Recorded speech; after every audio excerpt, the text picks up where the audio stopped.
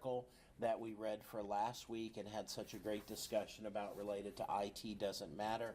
I wanted to call your attention to some things that I had marked up in the article that I thought were particularly notable, give us a chance to talk about some things in the article for a few more minutes, and then we will move on to our topical coverage for this week. Before we do that, though, any questions you guys or ladies have about anything pending, anything going on that you have a question about that I can be of assistance with?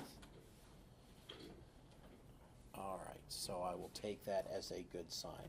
We talked about this article extensively last week, and it is not my desire in any way to rehash it, but we certainly did not talk about all of the things that were mentioned in this article. So I thought we could take a few moments today, and we'll just mark up some things in this article and reflect on it together. So hopefully you brought it with you and you can jot these things down.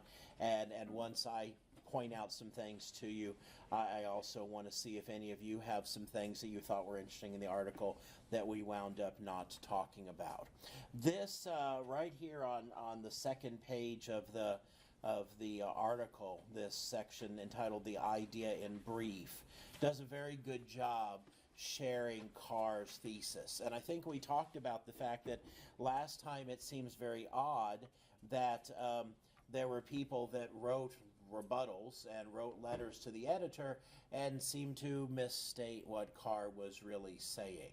And so the synopsis here, written by someone other than Carr, but that proposes to summarize his thesis, brings out the point that right here, this theme, IT has become a commodity, affordable and accessible to everyone. It no longer offers strategic value to anyone. So that obviously is a very bold statement there, but clearly the theme of Carr's article is calling into question whether or not IT is something that has strategic value to it. And the reason why, one of the reasons why we have read this article and are choosing to discuss it at this juncture is one of the themes of this class is that IT absolutely is strategically relevant in contemporary organizations. And we will develop how that is and why that is in many different dimensions as the semester goes on. This point right here that Carr raises, though, companies gain an edge by having or doing something that others can't have or do, is a very interesting point. So the whole idea is, if you are trying to compete in business, the way you compete is by doing something that another company cannot do. What I think is notable about this is, obviously that's a summary of what is proposed to be one of Carr's points, but I think even that's a bit of an oversimplification. If we take this in an example of, let's say, a restaurant that people enjoy going to or a store that people enjoy shopping in, you go to one restaurant and they cook food, they serve it to you, you eat it. You go to another restaurant, they cook food, they serve it to you, and they eat it. Yet your experience could be very, very different in both of those two restaurants. And one you might choose to patronize frequently, and the other one you might say, we're never going to go to ever again. So in that sense, the two different businesses, they're not doing anything novel. They're just doing it in a much better way. It's not like in one place they're cooking food on stoves and ovens and in pots and pans, and in the other place they're just throwing the food on the floor and kicking it around and then putting it on a plate. They're doing fundamentally the same thing. It's just one of them is doing it significantly better than the other. And that's the idea that we see, I think, in IT. It's not about the equipment. It's not about the hardware. It's not about the software.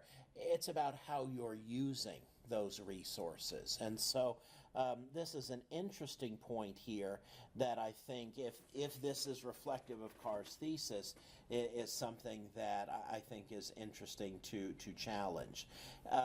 This point right here, which Carr makes, now that IT is ubiquitous, however, we must focus on its risks more than potential strategic advantage. And I appreciated the thought that was mentioned by many of the respondents to CAR, which is that there's nothing wrong with being mindful of risks. And certainly that's something that we should do in IT and be mindful of costs. But that doesn't mean that there's not a strategic dimension to this as well. And one of the things that I think is a very interesting thought that Carr mentioned is this one right here: make IT management boring. Instead of aggressively seeking an edge through IT, manage IT's costs and risk with a frugal hand and a pragmatic eye, despite any renewed hype about its strategic plan. I don't think there's anything wrong with being frugal or pragmatic, but I also don't think that being frugal means being boring. You can be wise with money, and yet that doesn't mean everything's boring. I mean, there's ways that you can handle this in an appropriate fashion. So those were all of the things. I don't know why I just wound up highlighting that whole first paragraph with my finger, but those were the things that here on this particular page of the reading that I saw that were notable. Anybody have anything else from that page that you thought was interesting or such that perhaps you highlighted in your... Yes, sir. I think it's in his response, in Carl's response to all his replies, he did mention or apologize for saying that he said management was boring. So he did recognize that he was too, that was not a very good thing what he said. And I think that goes back to what we mentioned last time. I think some of the things he said was purposely to be provocative. And I think he had to dial back his rhetoric a little bit, so to speak. So very good observation. So obviously then on the next page we start into the heart of the article, and there's lots of things there, but nothing in particular that I saw to highlight. But I thought, going back to kind of a key theme here on what I have as page number 4, starting here in the first column, let me highlight it and then we'll talk about it. You only gain an edge over rivals by having or doing something that they can't have or do. By now, the core functions of IT, data storage, data processing, data transport, have become available and affordable to all. And I would contend that almost every part of that sentence is wrong. An analogy that I like to use, because it's somewhat appropriate to our locale, I don't know if any of you have ever been to a NASCAR race. We have Bristol close by, which is a NASCAR track, and a couple times a year there are big races there. Well, if you go and watch NASCAR races, the cars are very, very similar to one another. They all go really fast. They all look somewhat similar. They have different visual presentations, but the cars are definitely more alike than they are disalike or dissimilar. And yet, even though everybody is driving cars that are very, very similar, the same people tend to finish close to the top, and the same people tend to finish close to the bottom as the season progresses, and there are many, many races.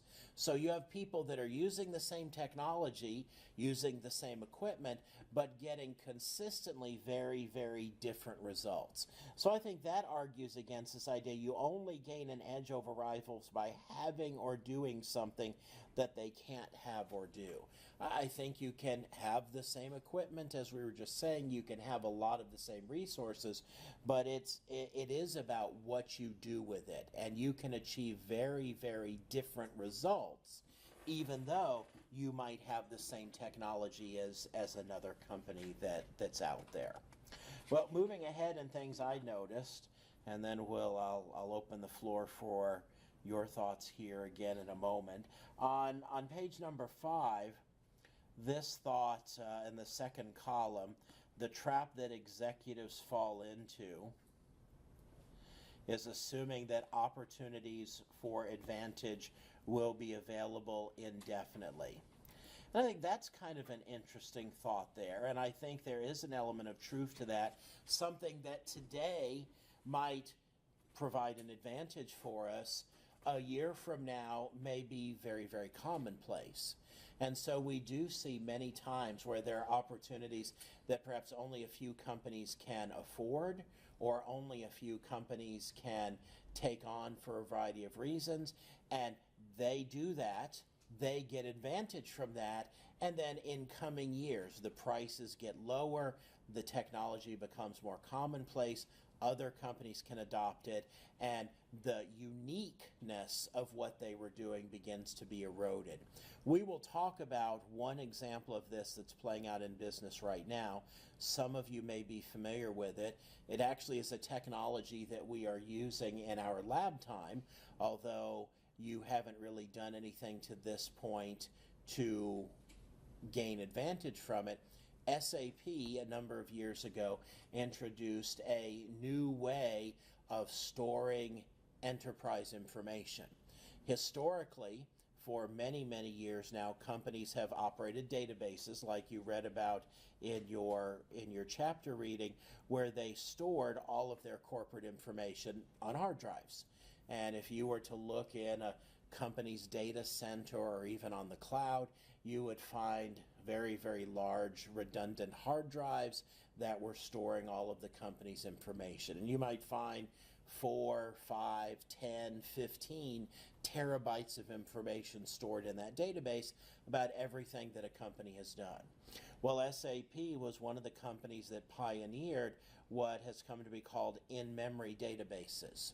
So an in-memory database system gets rid of the hard drives and puts all of the data storage in RAM memory, which does what in terms of system functionality?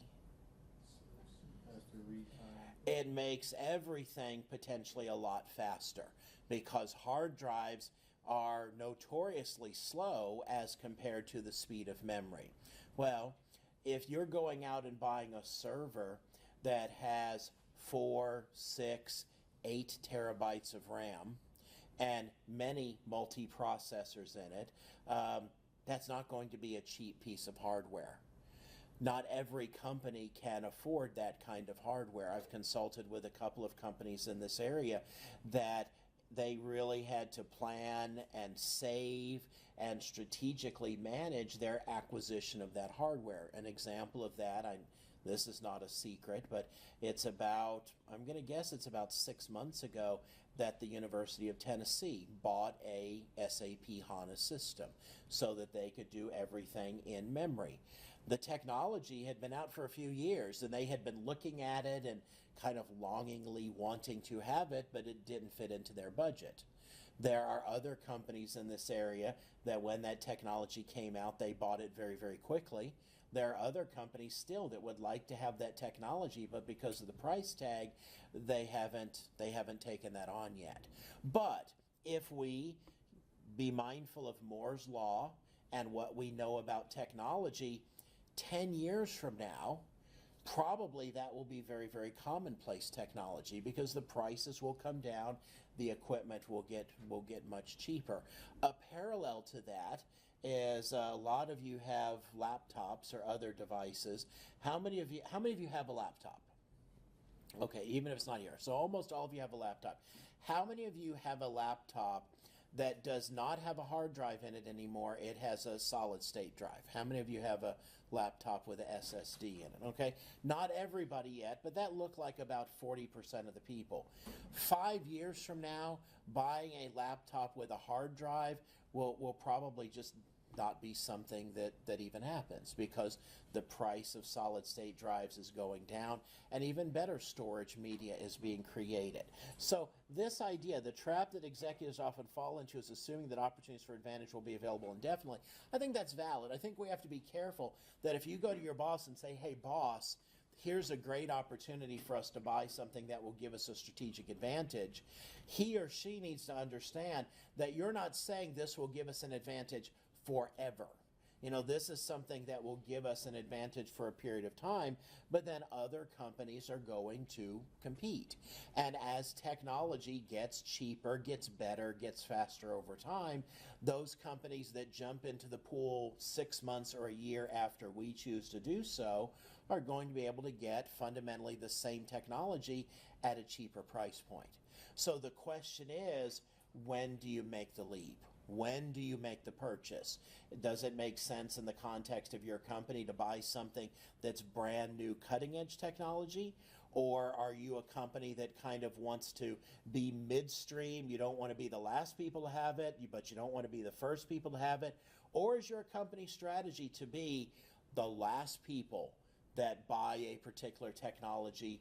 We want that to be us, because there's no reason for us to go out and buy new technology. Great example of this. I don't know how many of you followed this news story, but you know how right now really nobody should be running Windows XP because that product is like end of life. Microsoft's no longer patching it. It's a dead product. To run Windows XP is actually really dangerous. Well, Microsoft had to delay end of life for that product because one of their major customers, that being FedEx, had over 10,000 machines that had Windows XP on them. And if Microsoft end of lifed them, FedEx was going to have to go out and replace all of that equipment, and they weren't ready to do so. So they basically went to Microsoft and said, hey, can you release another patch for this? Can you help us, make the system a little bit more secure, and we'll start replacing these machines. So, you might think a company like FedEx, clearly a large global company, that they would be riding the wave of, contemporary technology. No, they were still running XP when most other companies had moved far beyond that. So the key element you have to assess here is, when is the right time for us to buy a particular technology? And really, to underscore what I was just saying, that theme comes up here again on this same page as he ends his discussion of this section of the presentation. The point is that the technology's potential for differentiating one company from the pack, its strategic potential, inexorably declines as it becomes accessible and affordable to all. So that is a real challenge that we face in contemporary IT that Carr discusses. Any comments about any of the things we've mentioned here? FedEx example, though, I'm not familiar with it, but I'm assuming that costed them money to make that request. I would assume so. So in the end, how much did they really save? Maybe they should have updated a little sooner. Well, I don't know the full story behind that. And of course, FedEx is not going to come out and share. Let's talk about, bad decisions we've made. They're not going to do that. For FedEx, it could have been less about the cost of buying the hardware and more about something that we'll talk about in more detail before today is done, about their business processes. It could be that they had software or hardware, more likely, that wouldn't run with a newer system. We face that challenge here at the university, where if you go over to across the street to the medical college, there's a lot of medical equipment that was designed to run on XP, and if you don't have the newest version of that technology, what you are running might still have to run on XP. I know, for example, I don't know if any of you have ever worked with CNC machines. They're used in technology for creating various kinds of things. The engineering technology department has several CNC machines that have to run on Windows XP. They cannot run on a more contemporary operating system. So they have to do what's called air gap those machines. They can't ever be hooked to the internet. You can't put a USB. Well, I think you can put a USB drive in them. That's the only way you can get data onto the machine. And all that laptop does, or all that XP system does, is run the CNC machine, and that's it. And so there are situations like that, and that could be what FedEx was facing too. Yes, sir. Sure. Alright, so I wanted to, I don't know if this pertains to this, but the case of Nokia and Android, I mean, not getting into the Android wagon on time. Nokia with Samsung and the other companies took Android and started, well, Nokia decided to stay with their operating system, and of recent they're trying to get into Android. So does that also count as not getting into technology on time? I think you raise a really good point, and I think one thing that complicates this discussion, there are companies out there like FedEx, ETSU, McDonald's. There are thousands of companies that use technology but are not technology companies. Then you have companies like Microsoft and Apple and Oracle and Cisco and Nokia and others that they really have two different scenarios going on. They have technology that they use to run their business, and then they have technology that they make for the sake of selling. So they're a business that both makes technology and sells it, and then uses technology itself. And it becomes very, very complicated because obviously if you're a company that sells technology, then IT is strategic for you. You know, Apple, IT is strategic for. And so they tend to be in a whole different kind of class than, you know, saying, is technology strategic for McDonald's? Is technology strategic for FedEx? I think that we will talk about how this relates to technology companies too. It gets much more complicated though, and it becomes a little bit clearer, I think. So that's a very good observation. You just released the Android phone. The first Android phone just came out, right? So we're about to find out if they waited too long. And I'm going to be interesting. I'm sure all of you are following just very, very closely the fact that BlackBerry is getting ready to introduce, I think, or just did introduce a new phone that they're hoping people will buy. And that's a company that nobody has talked about, well, in a serious way for quite a long time. Was there somebody else who had an observation? Were you going to make obs? Okay. All right, so let's move ahead here. Just to round out our discussion, let's see some other things that I noted. I'm going to jump ahead a little bit. There was lots of good stuff on page 8, I thought, in the presentation. Some really interesting points here about best practices. And we are going to talk about best practices on many occasions this semester. Best practices, and I'm on page 8 in the left column, you see where I've highlighted. Best practices are now quickly built into software or otherwise replicated, and as for IT spurred industry transformations, most of the ones that are going to happen have likely already happened or are in the process of happening. Well, the second part of that sentence about it's already happened or it's already underway, that's a question that we'll probably revisit a few times this semester. But this idea about when a company buys software, they are buying with it best practices of how to run their business is one that we will talk about a lot. And so it's interesting that Carr brought that up. He goes on in that same paragraph, history shows that the power of an infrastructural technology to transform industries always diminishes as its build-out nears completion. So this is somewhat reflective, I think, of what we were talking about before, where over time something goes from being new to being something that everyone has. And by the time you get to the point where everyone has it, the technology has far less potential to actually transform your business in a meaningful way.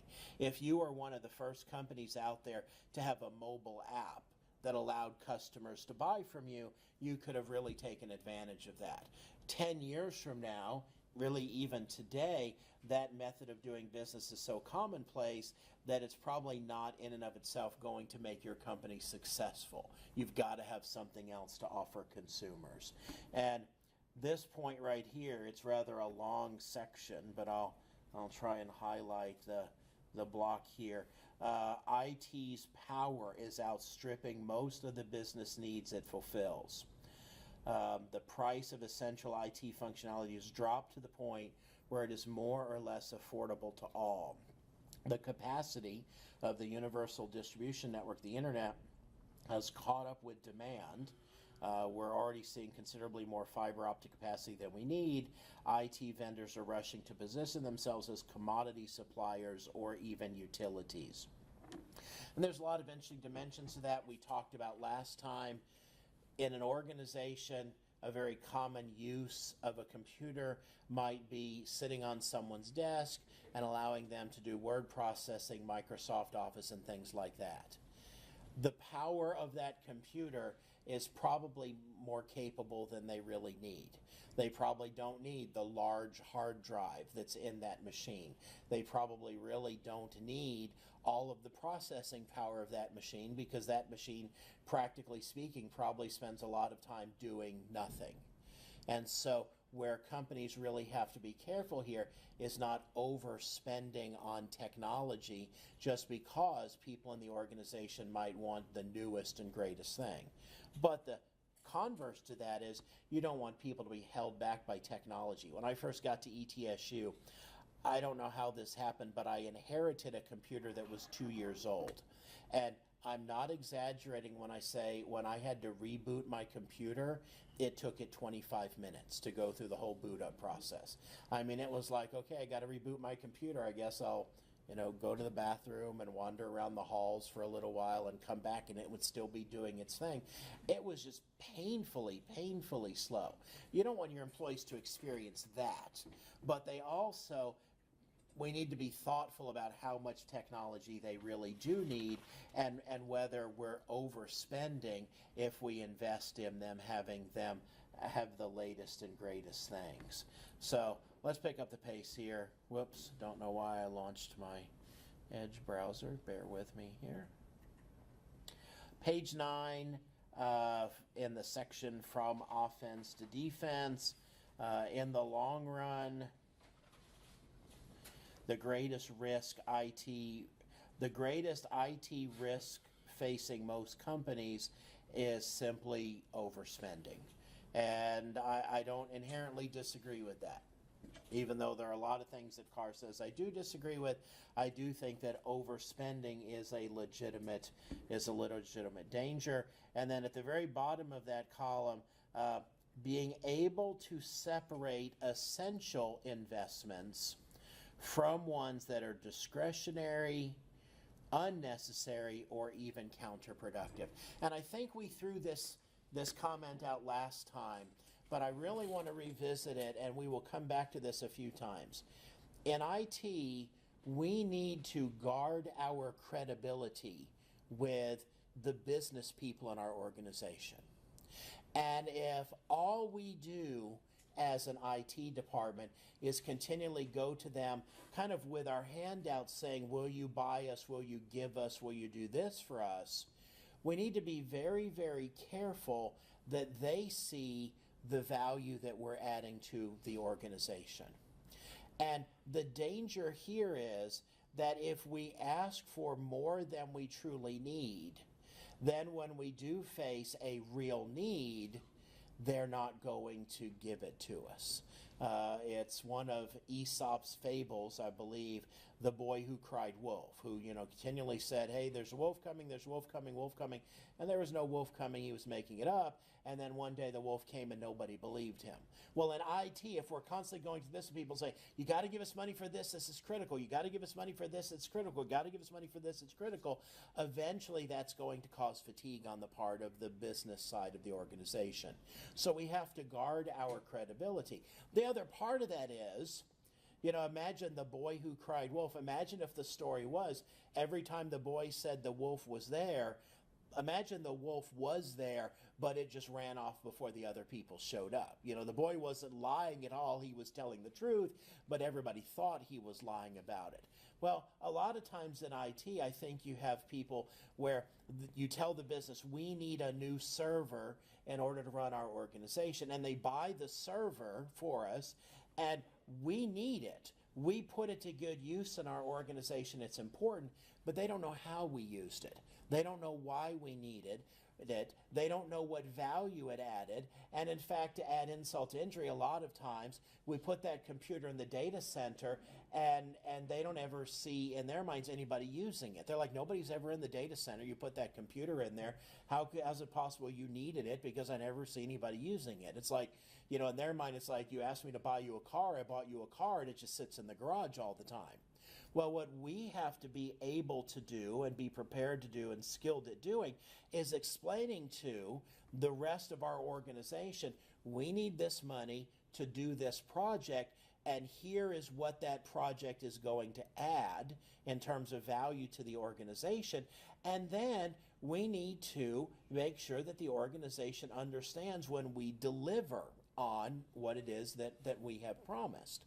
A good example of that here at ETSU, and I'm kind of curious as to what you have experienced.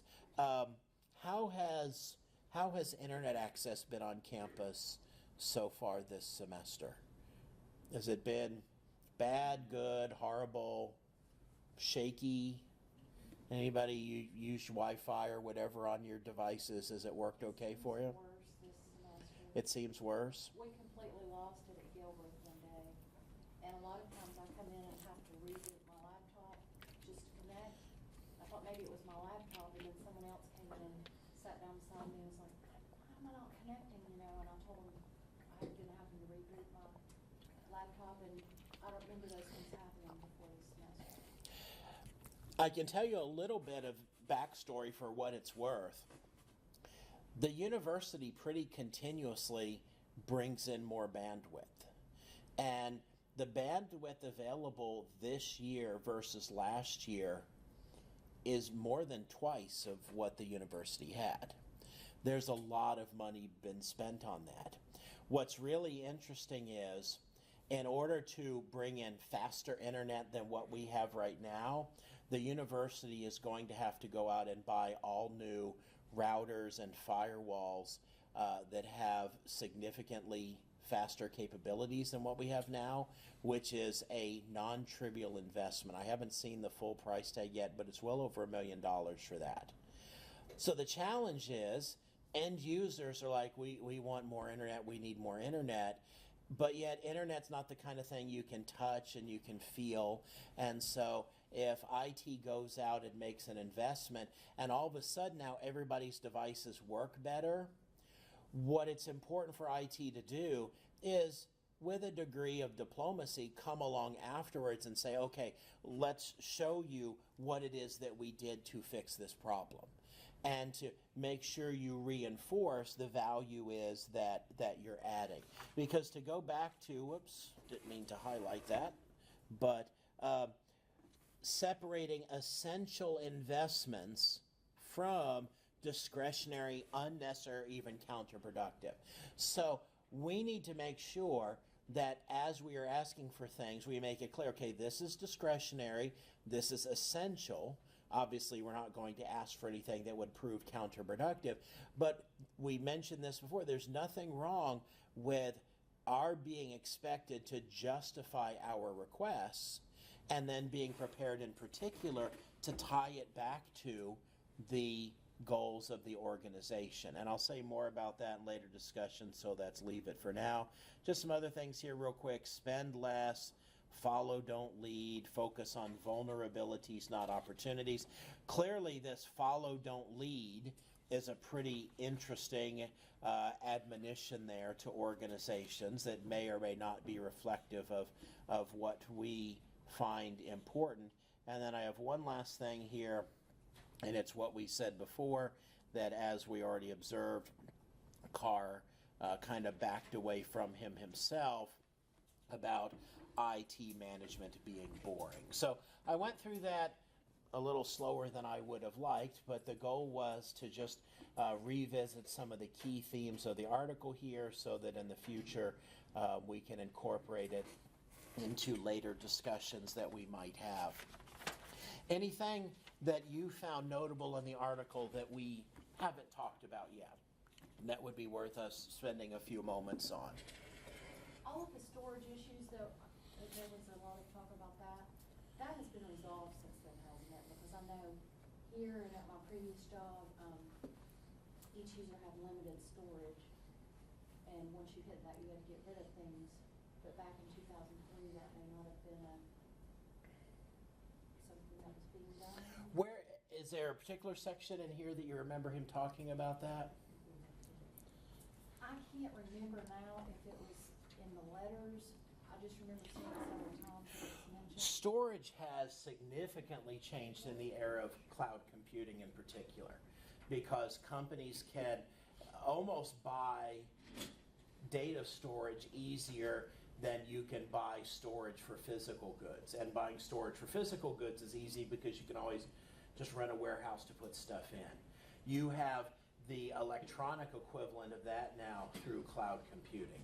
And Amazon and other cloud providers can sell companies very, very large blocks of storage for very, very cost-effective rates. So I think that that's an example of where this article no longer reflects current concerns in business. Now it's not so much about the quantity of storage as it is the speed of storage, like we were talking about with in-memory data storage. But you would still want to limit users from saving all of their emails and photos and videos and things like that, right? You know, the interesting thing about that is where businesses find themselves, I think, most vulnerable is less about how much they store and more about what they store.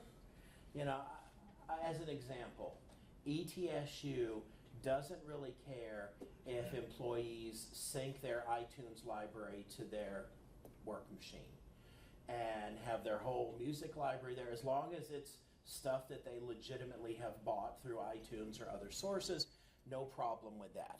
The problem, of course, is the alternative when someone's putting, you know, inappropriate content or content that they don't legitimately have a license to, or installing pirated software, or engaging in illicit activities using their computer. And so in my mind, where the bigger pitfalls are, it's less about quantity and more about what content we're talking about. I think most companies, and reflective of other professionals I've talked about, they don't really care to what degree employees do legitimate, reasonable, personal things with the technology. It's when it steps outside of that and turns into abuse that it really creates problems. And ironically, where organizations anymore tend to have trouble with storage is data that was supposed to have been deleted but is still available now and winds up becoming a focus of a lawsuit or other things like that.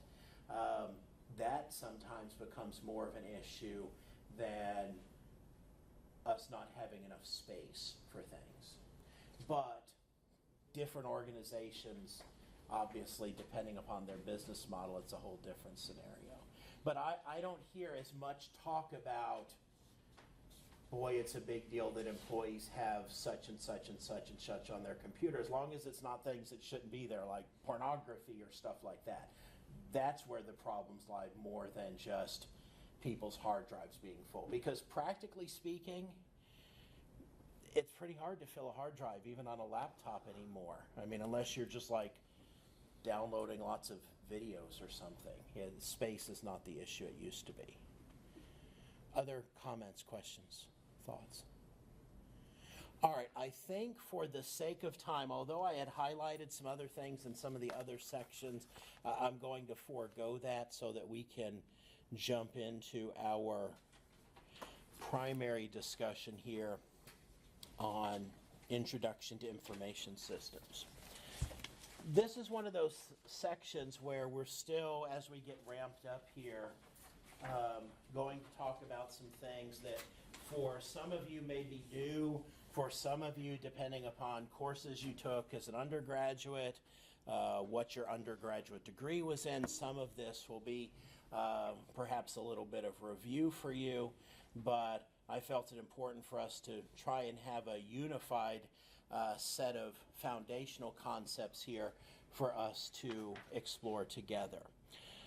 So let's talk about why we are in the situation we are in today, which is one of the most significant things that people in IT face in their organization. Businesses, going back to when businesses began to be formed, there was a concept of, and some of you, I trust, have heard of this before, the concept of, well, how funny. Remember how I told you my pen was fixed? It looks like my pen has decided to not be fixed anymore. Okay, so I'll just do this on the whiteboard. Two important concepts here: specialization and division of labor. This slide on D2L. I will put this slide up in D2L, but all it's going to have on there is what you see right here. So, and I will continue to explore why PowerPoint and I seem to no longer be friends. I came in yesterday morning at 7 o'clock and I adjusted all kinds of settings on my laptop to make sure we were fixed. And you can see how productive that was. I still don't know what's going on here. So, anyone familiar with these terms? Specialization, division of labor. Anyone want to take a shot at explaining or defining one of them for us? They're related. Specialization. Okay. And it's about being specific in the task you do. Okay. You do too many tasks. Just do one and specialize in that task and become an expert in that particular task. Excellent, excellent. So the idea behind specialization is this, and it relates to this concept of division of labor. In a company, there's all kinds of different things that have to be done. There's a need for us to keep track of our financial records. There's a need for us to perhaps engage in manufacturing. There's a need for us to buy things. There's a need for us to sell things. There's all of these different needs that we have. It doesn't make sense to expect every employee to know how to do everything. It's just not practical.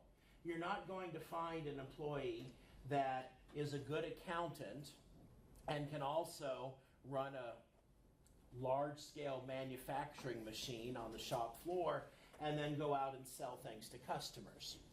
People tend to have different skills that they are good at. And so the idea behind division of labor and specialization is this. We look at our organization and we break our organization up into different groups that we task with certain segments of what's important to our organization. We say, this group over there, we're going to call you accountants, and you're going to keep track of all of our financial record keeping. And you people over there, you're really good at talking to customers. We're going to call you salespeople, and you're going to be responsible for selling things. Now, over the years, a lot of that became very standardized. Companies these days aren't doing a whole lot of inventing new specializations, although they do tend to change over time. But if we go back historically, businesses, they start off small, and when you're a company that only has 1 or 2 or 3 employees, everybody kind of has to know how to do everything. But as businesses became larger and became more diverse in their locations, as they became global, as organizations grew to more than 2 people and more than 200 people and more than even 2,000 people, it became very, very important for us to figure out ways to break up the work so that not everyone was trying to do everything, and in addition to that, to have our employees become specialists in their role in the organization.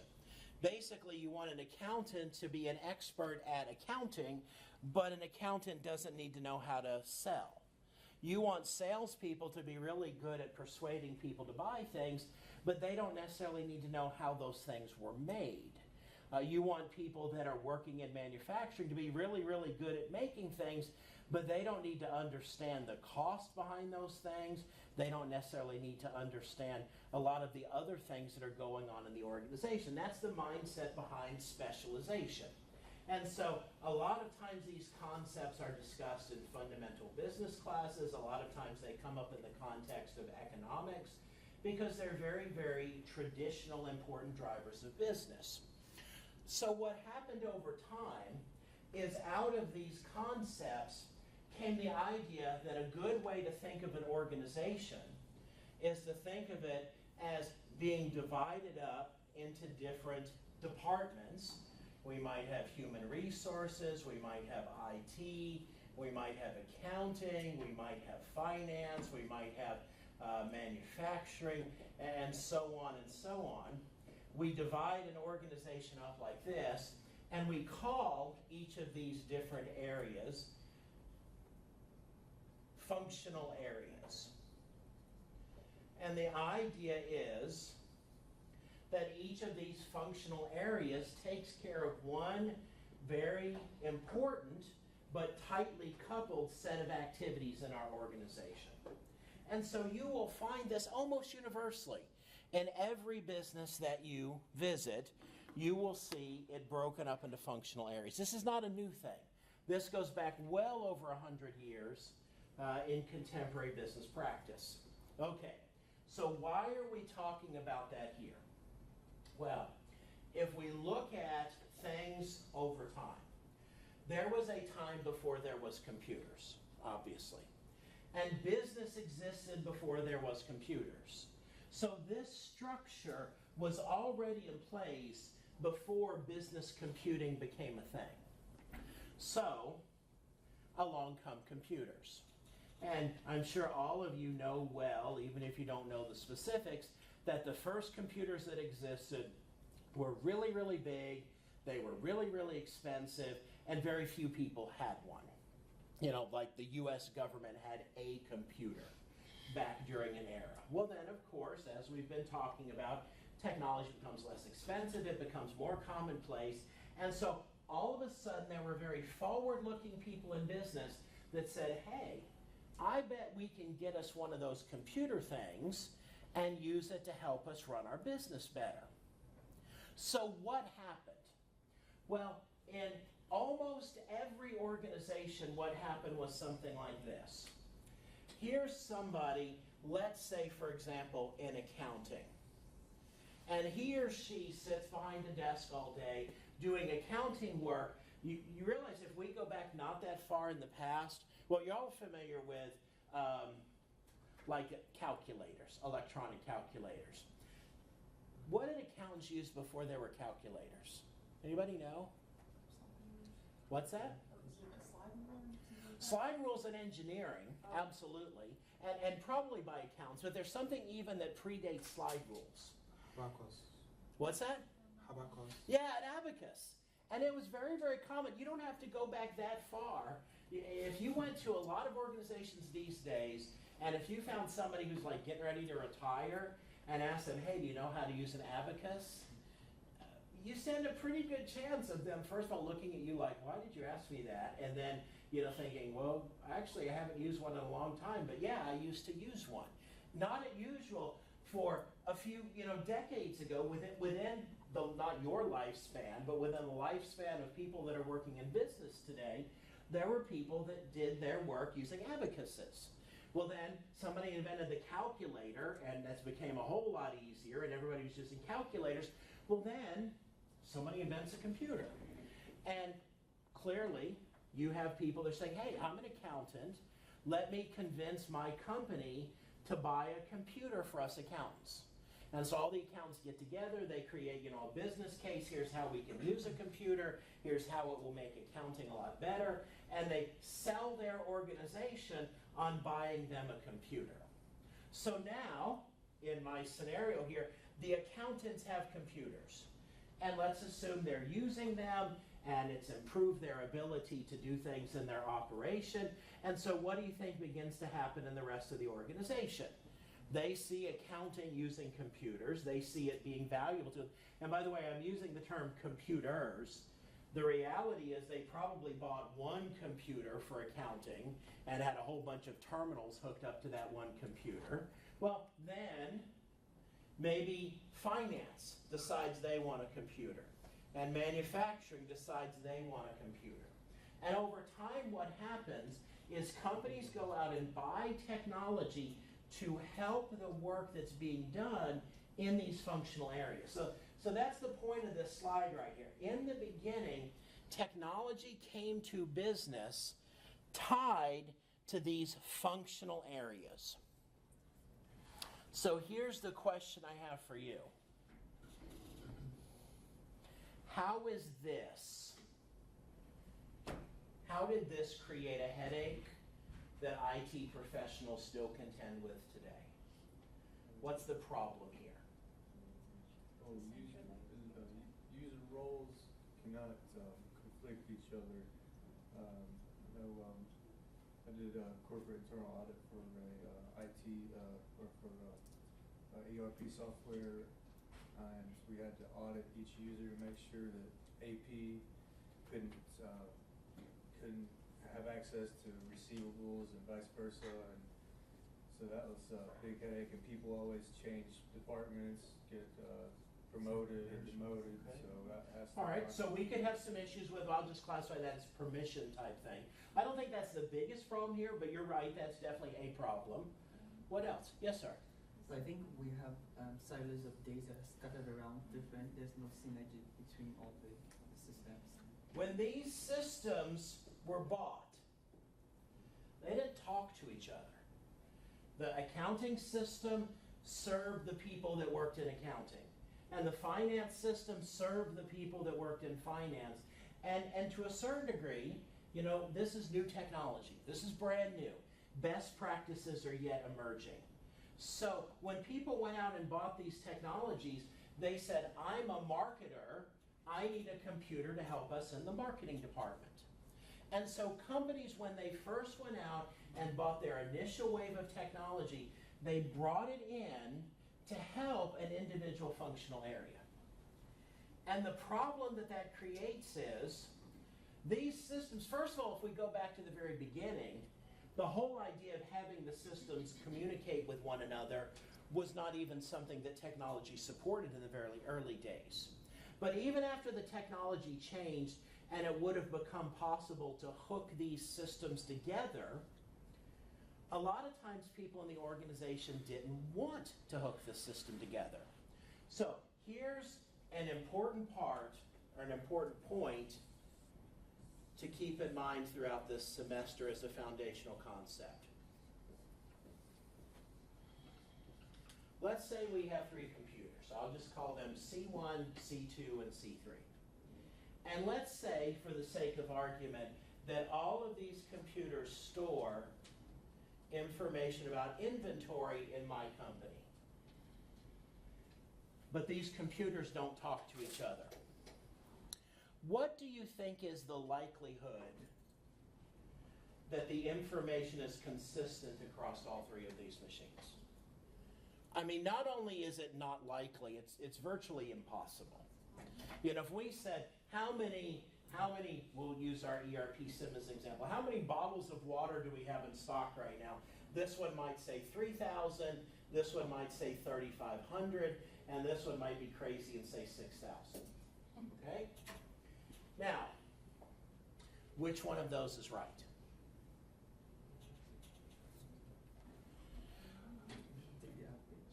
Take the average, okay? So then we know one thing.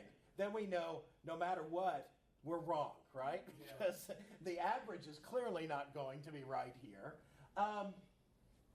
So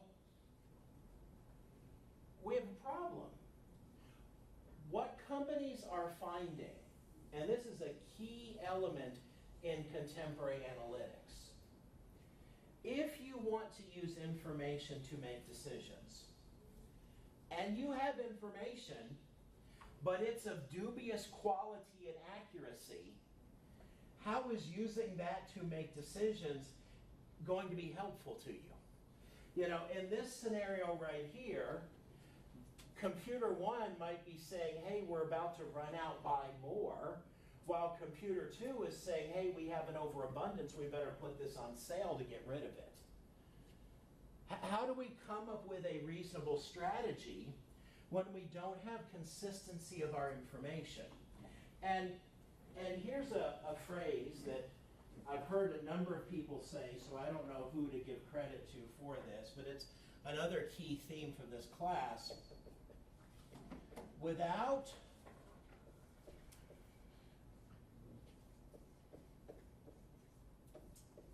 hang on. I'm trying to remember the exact phrasing.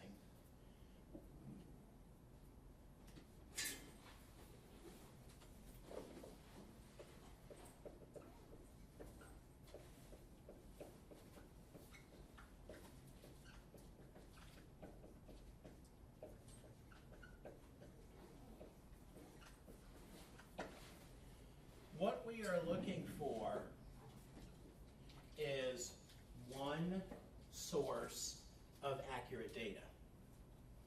Now, if my company has one system and every part of my organization funnels their information into that system, and we make it a prime goal of our organization to focus all of our efforts around data integrity and around maintaining best practices in data recording and database administration, all those other things. If we have a single source of truth, we have information that we can use for decision making. But when we have multiple sources of information, inherently we have a conflict as to what's accurate or not. And as soon as you have a conflict as to what truth is, you have no truth. So what organizations right now are finding themselves trying to combat is, we want to do data analytics. We really want to take a deep dive on all of our organizational data. Well, to do that, we all have to agree on what's accurate. And if different parts of our organization are looking at the same question and coming up with different answers to that question about things that should be objective facts, like how much of this do we have in stock? How much does this person get paid? How are we ever going to make decisions? So what has happened in organizations over time is companies went out and approached business computing by buying lots of computing systems. And that worked for a while. Going back to our car article, that gave them a strategic advantage over their competitors. But now as time goes by, they're beginning to see how this has actually hurt them in their organization. And I love this particular graphic. It's in many places on the internet, and I've never once seen anyone claim to be the author of it. But what you have in a lot of organizations is the different functional areas all turn into like these warring factions. And they don't exchange information because you're familiar with that whole knowledge is power thing. So if we hoard information in our functional area, it can help us do our jobs better. And if that hurts another part of the company, what do we care? And so what has happened over time is technology came to organizations in service of these functional areas, and over time those functional areas hoarded information for the sake of doing what they needed to do as a part of their job, but also in a way of competing with other parts of the organization for resources. And IT professionals now are trying to figure out how we take this and coalesce it to a single source of truth. I have been in presentations with large organizations where I've heard CIOs say, I started work at such and such a company, and one of the first things that I did is ask for a list of all the different IT systems that we use in our organization. And I've heard them say, and I got the list back and it said there were 500 plus systems. And IT was expected to maintain all 500 of those systems. Now in my example, we had 3 systems, and we said, what's the likelihood they all agree? If we have 500 systems, what's the likelihood that they're all in sync with one another and the information's consistent? Just about 0. There's like no chance of that. And then you hear fun things, and I can't tell you the number of CIOs and IT leaders I've heard say, and we have some applications that we run that we made it, but we don't even have the source code for it or anything. We just like keep it running, and then we run it, and then we fix all the mistakes it makes manually, but that's just the way we've always done it. And a lot of times what these IT leaders go on to say is, my goal was to reduce this. And I'm very proud that over the last 5 years, we've sunset 20 systems. So now they're down to only 450 or something like that. You go into any organization of any size these days and sit down with their IT leaders and ask them, how many IT systems do you maintain? You will be shocked at the answer. And then if you started to try and draw a diagram about the information that they collected, you'd see that the systems start looking like this. And they're all distinct in some ways and overlapping in some ways, and we've got data scattered hither and yon, and in a lot of organizations, it's very much a mess, like what's illustrated here. Now, your organizations that are contemporary organizations that have recognized this and are deploying best practices, they are close to having this solved. But I go to a lot of conferences and a lot of presentations, and maybe it's just because people don't like to make statements like this, but I've yet to hear a CIO get up and say, we had this problem and we solved it. We're down to 2 systems. I never hear that. What I always hear is, we're doing so much better, we got it down to 65. We were so excited when we killed off those last 5 systems, and our goal is, 10 years from now, maybe to be down to a certain number. First of all, how did we find ourselves in this situation? We found ourselves in this situation because of this right here. How do we solve this problem? Well, this is a really interesting one. I'll give you an example of 2 companies, one of which has this problem and one of which does not, and have you tell me why. Company A is Sears, and company B is Amazon. Now, who do you think is more likely to have the problem that we just described here? Sears. Okay, why? Because they're closing departments. What's that? That's different departments. Okay, they have different departments, but They probably don't have the financial resources that Amazon does, or the IT staff that Amazon does. okay. But even if they had, let's say they had the money, why does Sears have this problem, whereas Amazon doesn't? Amazon is an IT company. Okay, let me ask you this. How many of you bought from Amazon before there were computers? How many of you know anybody who bought from Amazon before there were computers? Like, nobody did, right? Because Amazon, in order to exist, presumes there were computers. Yeah. Sears has been in existence, it may not continue to be in existence much longer, but Sears has been in existence for over 100 years. Sears has been in existence well before there were computers used in business. So Sears experienced all of this and has that as a result. Amazon is an example of a company that you could say they were born on the internet. So they never experienced this. Their first IT investments were consistent with best practices at the time. So one of the challenges that companies face these days is, and it's painful for them to consider, is here's a way we can solve this problem. This is what we have.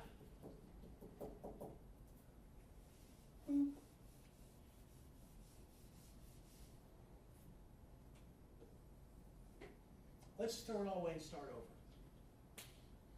Now, You're CIO of a company. I just made you CIO. Congratulations. Your job is to go into the board of directors of your company and tell them why you should throw everything away and start over. Do you think that will be a very easy conversation to have? No. Because why? You're going to be asking them to write a really big check to make this happen. Now, if you did this, might you find yourself in a much better position? Probably so.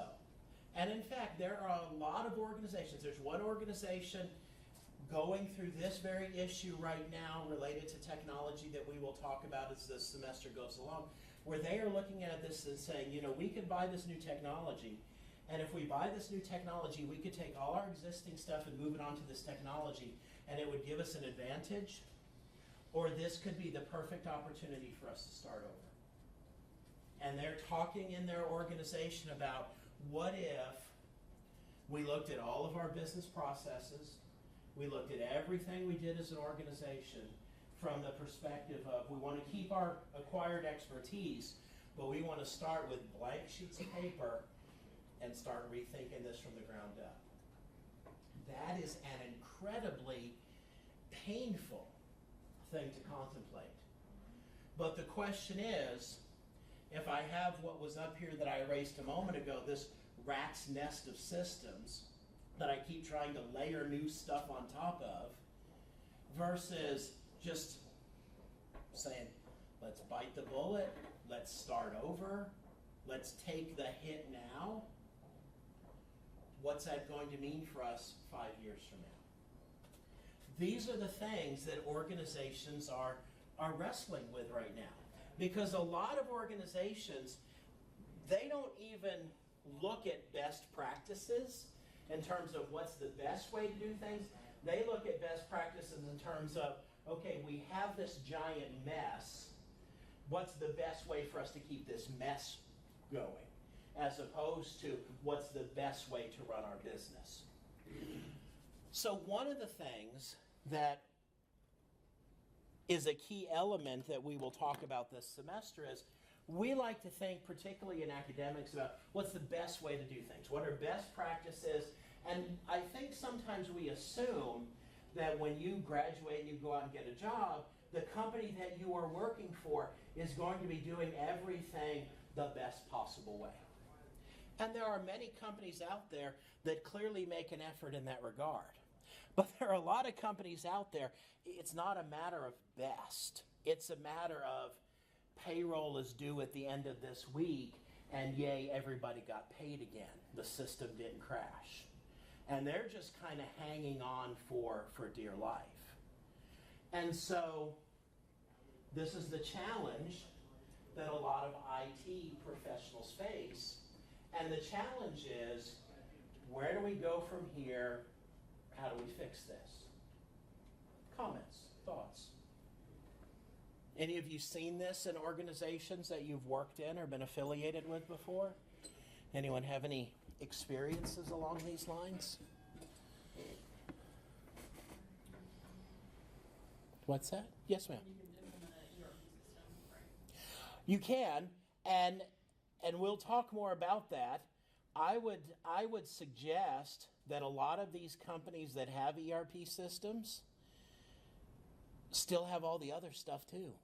Yeah. You know, it's because nobody, or a common mindset is to avoid risk. And if you step into an organization and say, I'm going to be a champion and we're going to do this and this and this and this and this, and then that doesn't happen, you put your career at risk. And so what happens in a lot of organizations is people will come and say, let's do ERP. And I may have a guest speaker come in this semester that has led a global ERP implementations for a large multinational company and achieved great success. You can achieve success, but then it becomes a whole different thing to think in terms of, and we're going to kill off all of this other stuff too. Because you may be killing off some very important person in your organization, you know, their prize pig, so to speak. And it becomes very, very challenging. It's, in a way, it's easier to create new stuff than it is to create new stuff and kill off old stuff. Those are almost two very different scenarios. Yes, sir. Okay, so my take is there are some things that are meant to be shared across organizations. I'll take example security, a single sign-on. I shouldn't sign to different systems, and so there are some concepts that are meant to be shared, but there are some concepts that are particular to the department. I cannot think of one system that does everything and becomes one system. So I think security, sign-on, and things like your data has to be shared. So for that purpose, if we have, for the sake of security, you have a single source and say, everybody, this is the server that says for security and permission and accesses, and then data. Though you have your accounting system, you have your this, and that's where a data warehouse becomes important. Everybody has a different system, but there's a single source because there's a warehouse that pulls from every system and keeps everything somewhere that we now go to for the source of data. So items like data, items like security access that can be shared should be separated and made like that before we attack the other systems separately. You brought up data warehousing, which is a really excellent point. Where do data warehouses come from? Why do we have them? We'll talk more about them as the semester goes along. But a data warehouse is an effort to solve this, where we have all of these different systems, and in an effort to have a single source of truth, we create a data warehouse, and we pull data into this for the sake of trying to establish a single source of truth. Now, this right here, the very fact that we have to do this points to the problem that we have here. In addition to that, if you've ever really worked with a data warehouse, you know that a lot of what you have to do in a data warehouse is a lot of cleaning up of data. And a key problem that happens a lot of times in a data warehouse is data moves from here to here, and somehow data is misunderstood, data is lost, data is misinterpreted, and you lose a lot of the context that there was in the initial system. So the idea behind the data warehouse as a way of solving this is excellent. It's the way that a lot of companies took a step in this direction, but it also points to the problem. And in fact, what a lot of organizations these days are doing is they are saying, we want to stamp out the data warehouse and move to a system that allows us to just have a single source of truth that we do our analytics against. So we, essentially instead of doing this anymore, let's just throw all this away or rebuild it or whatever and move into a single system. And this, by the way, is what HANA allows an organization to do. And we'll do some of the things with that. At my previous job, our ERP system did everything. It had CRM, VRM, or also known as SRM. So that was the problem. CRM wasn't quite being used yet. Everyone was still just using Outlook. So as I was leaving, we were in the middle of training everyone on that. So they're still working on the training. So that's the big thing too, is training everyone. Because I know SAP is even bigger than the one we were using, and it has everything. But, none of this is going to be quick. None of it's going to be easy. None of it's going to be cheap. This is the problem that you face in contemporary. So bring data warehousing and everything, great example that ties into this. You said 10,000 tables on SAP, right? So. Oh, I mean, well, we'll talk more about other things that come into play here with data simplification, because if you've done much database design work and you're familiar with, okay, let's create a schema and let's figure out relationships between data. Imagine a database that has all of your organization's data in it in one database. And imagine what the design of that looks like and the complexity of that. But the idea is you're much better off with one than with 50. Yes, sir? Okay, so I think the whole concept of HANA, the way it is here, is a very bold thing. that for any organization, this one software can have everything you need. Oh, I'm not saying it will deliver that. I'm saying it has the potential to deliver that if an organization chooses to pursue it. But that's the same thing as saying building from ground up, scratching everything that's there before and let's start afresh. There are a lot of organizations that are Very going expensive.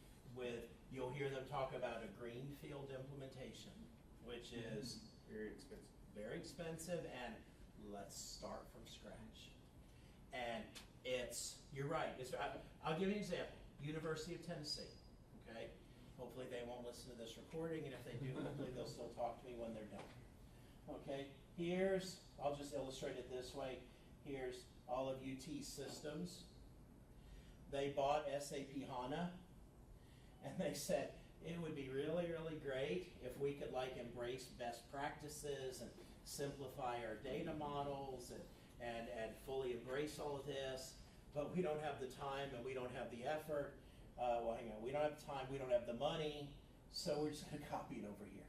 And we still have the same old mess, but it's kind of like now our data, instead of being in the trunk of a 20-year-old van, now our data is in the trunk of a really fast sports car. So it can get where it's going faster, but it's still our same old junky data.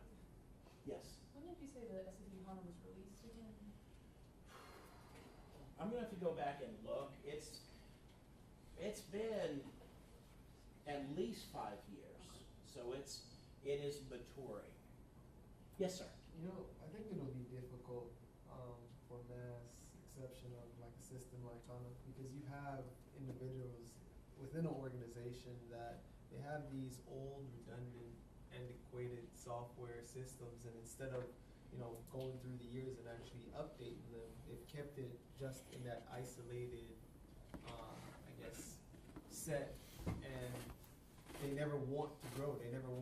So it makes the organization, it puts the organization in a difficult position to actually grow and adopt new technology because they're still on say a system of XP. Well, this only works on XP. Well, did you ever put pressure on the developer to create something that's going to work on Windows 7 or Windows 10? And this is an example of where, I don't know how many of you are familiar with or have ever heard of Peter Drucker. He's a well-known management theorist. Pretty sure he's dead now. Not 100% sure about that. But he has written dozens of business books, and he is widely thought of as really being one of the foremost management theoreticians that the world has ever seen. He is famous for the statement that culture eats strategy for lunch. And by that, he means you can have all these great plans and you can have all these great strategies, but it kind of, in the long run, comes down to your people and what your people are willing to do and what the culture of your organization is. And if the culture of your organization is that everybody's pretty happy with status quo, getting them off of status quo is going to be really, really hard. And if you have people that don't want to change, good luck. And a lot of times for organizations, they don't really ever change until things like, oh, we're going bankrupt and closing half of our stores. I guess we better think that maybe we should start changing some things. Or something catastrophic happens. But it varies from organization to organization. A lot of times you'll go into an organization, and even though there are people that have been at the organization for a long time, they're very, very open to new ideas, and they try new things. That's going to vary widely from company to company. One organization might be excited about some particular change that's being selected, where another organization might have the very, very opposite reaction to that. And that's another thing that makes this very challenging. That's something that I alluded to when we were talking about the car article that I will bring up again here. When you graduate and you go out and look for a job, one of the things that you should try and figure out is, what's the culture like at the organization you're interviewing with? Don't just take the first company that offers you a job, or don't necessarily even take the company that's willing to write you the biggest paycheck. I think most people in the long run would be happy if they worked for a company that maybe didn't pay them as much as a competing company, but treated them better and gave them a better work environment. So assessing a company's culture, and along with that, its attitudes towards IT, key element in what all of you should be thinking about in terms of where you want to invest your careers in the future. And it becomes, in many organizations, less about the technology and far more about the people and their attitudes and the leadership and their attitudes and mindsets. Well, we're getting close to running out of time here. Let's introduce one term here, and I think that you saw this in your reading, but we'll at least add this to our discussion here. So the point of this is, somebody used the term silos, which is really, really good. What happened historically in business is all of these functional areas hoarded information particular to their particular functional area, and they created these data silos. And those data silos do not serve us well because they're not reflective of the way business actually needs to run. Very rarely do you see anything that happens in business where everything happens in just one single functional area. You see different functional areas that have to cooperate for the sake of getting things done. A simple example of that would be accounting wants to hire a new accountant. Well, in order to do that, they have to work with HR. So to hire a new person, you have collaboration between accounting and human resources and perhaps other parts of the organization. They have to work together. So business activities inherently require these functional areas to get along. What that means in particular for us, let's see if I can write on my slide. No, I cannot. Oh, it showed up down here. Data handoffs. What we're talking about here is if different parts of the organization have to interact, they have to be able to exchange information, and we need a defined way of doing things. And that's the idea of a business process. A business process is a sequence of defined activities that we take in our organization that's going to achieve some corporate goal. Now, that corporate goal could be selling products to customers, or it could be a corporate goal like hiring a new employee, or paying our existing employees, or a wide variety. You know, in an organization, you're going to see hundreds of different business processes. But the key thing here is these processes have to be unified, they have to be defined, and we have to figure out what this means in terms of our need for IT support and our data management support. So we will wind up talking a lot about things related to business processes this semester, as it is a key element in contemporary information technology. Well, I think this represents a good place for us to stop for today. Any questions before we call our time to a close? Yes, sir. I wanted you to just tell us what HANA is. And a very simple, because I always thought it was a database. I always knew about it. There was one in-memory database, but you make it look like it does far more than just store data. So can you just define what it is? Let me think about a succinct way to do that. HANA is an in-memory database that, because it is an in-memory database, allows companies to do things with data that would have been impractical or impossible previously.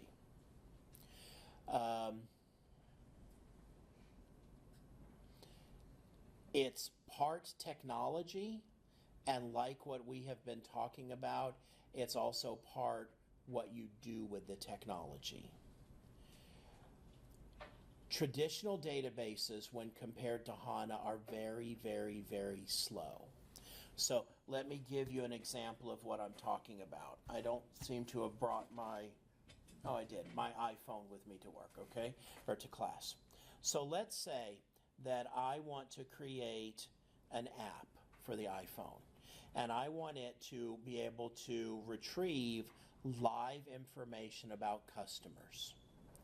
Well, a traditional database, if I ask it to do something sophisticated in terms of processing customer information, a query might take 45 seconds, a minute, in some cases half an hour. But let's just be generous and say this query might take 30 seconds to run. Who wants to use an app where every time you push a button, you have to wait 30 seconds for the answer to come back? Very, very quickly, people are going to say, this is worthless, and throw it away. That same data put into a HANA system answers the question not in 30 seconds, but in 0.03 seconds. It's kind of like Google. Imagine if Google was exactly like you use it today, but every time you typed in a search, you had to wait 20 minutes for the answer to come back. Nobody would use Google, right? Even if it produced the same results it did now, the timeliness of the response makes it not worthwhile. Well, what becomes very interesting is when we can, and I'm just focusing on one facet of HANA right now, but if we can take our corporate information and put it into a system that allows us to transform the data in ways that would have been impractical before because of computing technology, and allows us to manipulate and extract and work with the data in sub-second times, we can now ask different questions than we were able to ask before.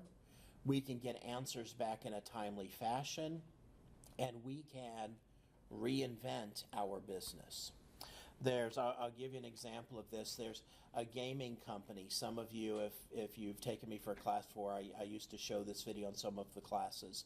There was this one company that their whole business model was to sell stuff to people that were playing online games. Now, I play computer games somewhat before, but I don't play any of these like online games really. But probably a lot of you are familiar with what I'm talking about, where like you can buy a helmet or a shield or something like that for your online game. This company built a system that would, if you were playing the game, they would profile you, learn about your characters, and while you were playing the game, they would offer you things that you could buy that you might really be interested in. But the key was they would do that in real time while you were playing the game, and that would entice people to buy it. The speed of being able to do that changes the business model altogether. In this hypothetical scenario, if your character died 20 minutes ago and now I'm offering you a helmet for your dead character, you don't want that. But while you're in the midst of a battle, if I can sell you a helmet that's going to help keep your character alive, you might be willing to give me a nickel for that new helmet. And so one facet of HANA is the speed.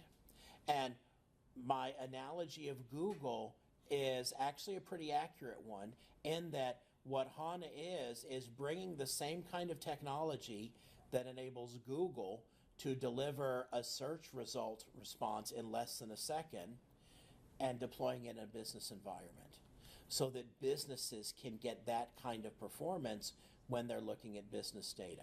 It's still very prototypical at this point, but I have seen expert systems that will literally allow a user in your company, and you'd have to be careful with this, but an executive to type into a Google-like interface, what were my sales of this product, whatever, type it in plain English, hit the button, and get back a statistical analysis and data analytics built by the system in response to a natural language question. Well, when computers get faster and smarter and more powerful, they almost act like something different than we're used to dealing with traditional computers. And HANA and its competitors take us that direction. Now, that was a very, very bad answer to that question, but it at least, I hope, gave you a sense of some of what HANA is. Before the semester's over, you'll understand it much better. Okay? Other questions or comments? Yes, thank you. All right. Well, we'll call our time to a close today. I hope everyone has a great rest of the week and a great weekend. And I will see you when we get together on Tuesday.